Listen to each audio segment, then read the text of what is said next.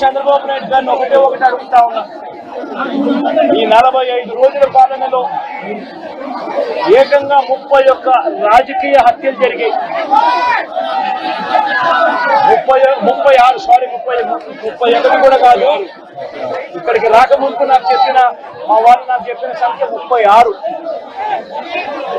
45 రోజుల్లో దాదాపుగా 36 రాజకీయ హత్యలు, 300కు పైగా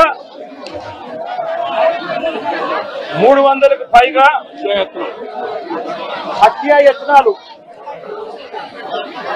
300కు పైగా హత్యాయత్నాలు. తెలుగుదేశం పార్టీ వాళ్ళ వేధింపులు భరించలేక 35 మంది ఆత్మహత్యలు చేసుకున్న పరిస్థితి రాష్ట్రంలో ఉన్నాయి. 560 చోట్ల ప్రైవేట్ ఆస్తులను ధ్వంసం చేశారు. ఇంట్లో చొరబడుతున్నారు, ఆస్తులను ధ్వంసం చేస్తా ఉన్నారు, షాపులను కాల్చేస్తా ఉన్నారు. వైఎస్ఆర్సీపీ సానుభూతి పరుల చీనీ చెట్లను నరికేస్తా ఉన్నారు. ఇటువంటి ప్రైవేట్ ఆస్తులు 560 చోట్ల ప్రైవేట్ ఆస్తులను ధ్వంసం చేశారు. 490 చోట్ల ప్రభుత్వ ఆస్తులను ధ్వంసం చేశారు. 490 చోట్ల ప్రభుత్వ ఆస్తులను ధ్వంసం చేశారు. ఇవి కాక 1000కి పైగా దౌర్జన్యాలు, దాడులు. 1000కి పైగా దౌర్జన్యాలు, దాడులు. ఈ 45 రోజుల్లో తెలుగుదేశం పార్టీ అధికారంలోకి వచ్చిన తర్వాత ఈ రాష్ట్రంలో ఇది లా అండ్ ఆర్డర్ పరిస్థితి. అదే మరి నేను ఒకటి హామీ ఇస్తున్నా, ఫేక్ రాజకీయాలను సహించాం, అబద్ధాలు చెప్పి రాజకీయం చేయాలంటూ ఉపేక్షించాం. 31 మందిని చంపారన్నారు. 31 మంది పేర్లు ఇమ్మంటే పేర్లు ఇవ్వకుండా 31 మందిని చంపేశారు. ఎవరు వాడు? 36 మంది పేర్లు లేకుండా 36. ఏమంటారు? ఆ పరిస్థితి రానిలే. అదే లాస్ట్. మీరు గుర్తుపెట్టుకోవాలి, అదే కడపటిది కావాలి. ఆ రోజు కూడా నేను చూశాను, నిద్రలేశాను సీఎంగా. సాక్షి స్క్రోలింగ్ వచ్చింది. ఆ స్క్రోలింగ్లో వివేకానంద రెడ్డి హార్ట్ అటాక్, గుండెపోటుతో చనిపోయాడు, అయ్యో పాపం అని నేను కూడా బాధపడ్డా. అంటే ఒక ముఖ్యమంత్రిని కూడా మభ్య పెట్టగలిగారు. ఈరోజు రాష్ట్ర ప్రజానీకం గుర్తుపెట్టుకోవాల్సిన అవసరం ఉంది. అక్కడి నుంచి మార్నింగ్ రాలేదు, ఫ్లైట్స్ ఉన్న ఎలక్షన్ల ముందు హెలికాప్టర్ రాకుండా, ఫ్లైట్లో రాకుండా బై రోడ్డు వచ్చారు. ఆ డ్రామాలన్నీ నేను చెప్పదలుచుకోలేదు. అంటే సాయంత్రం వచ్చారు, మాట మార్చేశారు.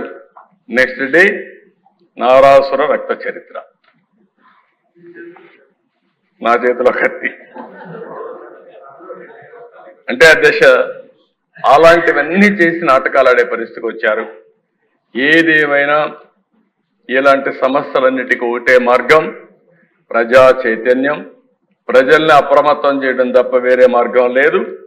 తప్పకుండా నేను ఒకటే చెప్తున్నా, ఫేక్ రాజకీయాలు సహించాం. ఎవరి బెదిరింపులకు భయపడే పరిస్థితిలో ఈ ప్రభుత్వం లేదని మరొకసారి హెచ్చరిస్తున్నా, గట్టిగా చెప్తున్నా. లా అండ్ ఆర్డర్ పరిరక్షిస్తాం. లా అండ్ ఆర్డర్ని ఎవరు వైలేట్ చేసినా, ఎవరు వాళ్ళ చేతుల్లో తీసుకోవాలన్నా వాళ్ళందరినీ నిర్మోహమాటంగా హ్యాండిల్ చేస్తాం. మత ఘర్షణల్ని, ఫ్యాక్షన్ రాజకీయాల్ని, రౌడీల్ని, తీవ్రవాద సమస్యని పరిష్కారం చేసే చరిత్ర ఇక్కడే మాది. నేరాలు చేయాలనుకుంటే రాష్ట్రం నుంచి బయట పారిపోయే పరిస్థితి వస్తుంది తప్ప ఇక్కడుండి నేరాలు చేసి రాజకీయ ముసుగులో మీ ఇష్ట ప్రకారం ఆడాలంటే మాత్రం జరగనీయకుండా చేస్తామని చెప్పి నేను హెచ్చరిస్తున్నా. మేము నేరాలు చేయం, ఘోరాలు చేయం, కానీ మీరు చేస్తే మాత్రం సహించేది లేదని మరొకసారి హెచ్చరిస్తున్నాను అధ్యక్ష. ఒక పక్కన లా అండ్ ఆర్డర్ కాపాడాలి, అది మన బాధ్యత. ఇంకొక పక్కన మళ్ళీ రాష్ట్రంలో ఆంధ్రప్రదేశ్ బ్రాండ్ని ప్రమోట్ చేసుకోవాలి. 2014 తర్వాత అనేక సమస్యలు ఈరోజు మనకు వచ్చాయి. పెట్టుబడులు పెట్టే పరిస్థితులు లేరు, చాలామంది పారిపోయారు. ఇప్పుడిప్పుడు వాళ్ళందరిని అడుగుతున్నాం, రమ్మంటున్నాం. కొంతమంది రావడానికి కూడా ముందుకు వచ్చిన ఇంకా సమస్యలు ఉన్నాయి. ఈ సమస్యల్లో మీరు చూస్తే 10 లక్షల కోట్ల రూపాయలు పైన అప్పులున్నాయి అధ్యక్ష. 10 లక్షల కోట్ల రూపాయలు అప్పులకు సర్వీసింగ్ చేయాలి, అప్పు కట్టాలి, వడ్డీ కట్టాలి, మళ్ళీ మనం అభివృద్ధి కార్యక్రమాలు చేయాల్సిన అవసరం ఉంది.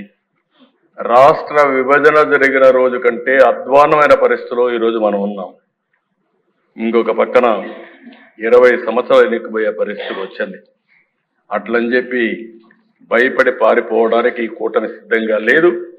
నేను కానీ, పవన్ కళ్యాణ్ గారు కానీ, బీజేపీ కానీ మళ్ళీ రాష్ట్రాన్ని రీకన్స్ట్రక్ట్ చేసే బాధ్యత, రీబిల్డ్ చేసే బాధ్యత తీసుకుంటాం, చేస్తామని చెప్పి కూడా నేను మీకు తెలియజేస్తున్నా.